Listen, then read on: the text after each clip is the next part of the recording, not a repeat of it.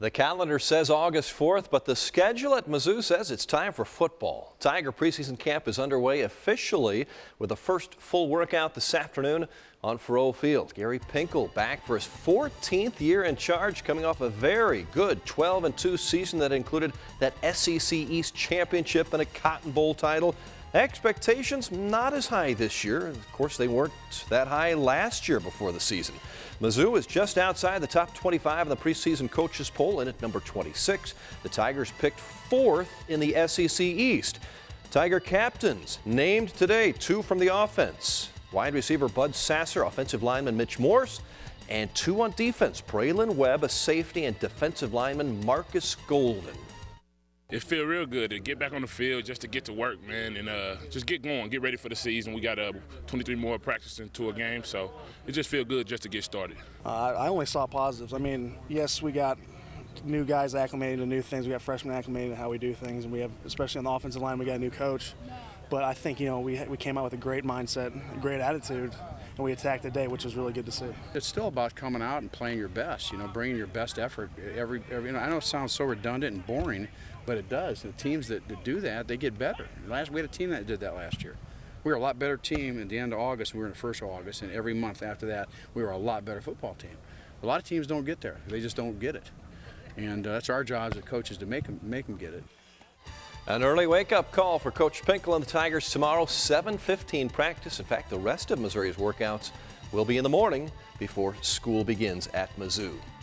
Today also marks the first day for high school fall sports practices in Missouri. That means football, no pads, just shorts, shirts, and helmets today and tomorrow. After a short walk through this morning, the Elias Crusaders held a first full practice late this afternoon. Phil Pitts and the Crusaders coming off back-to-back second-place finishes in state. They lost both of those to Webb City.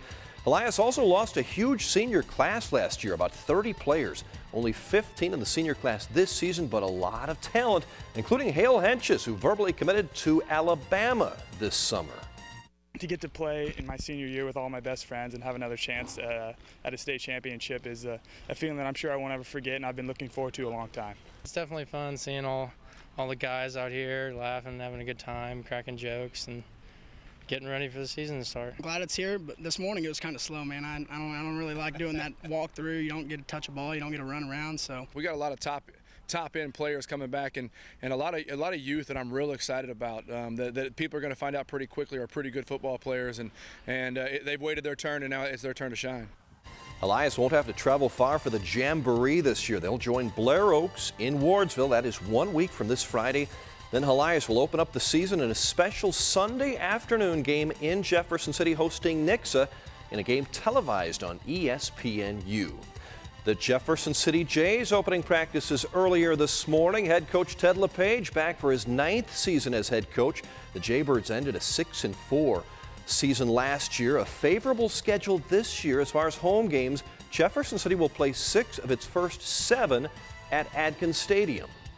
This year's team is very hungry. We're going to fight for what we need. We know what we want. We're working as a team to get the same exact goal that we've all been talking about our freshman year.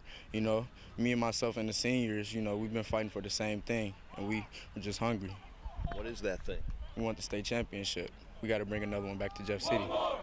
And the Jays will open the season 2 weeks from Friday at home against McClure North. The Blair Oaks Falcons held a short walkthrough early this morning, then their first full practice tonight on the home field. Brad Draley returns a lot of talent from a 12-2 team last season, including 4 All-Staters, 8 starters on offense, 8 on defense. We'll hear from Coach Draley and the Falcons tomorrow night.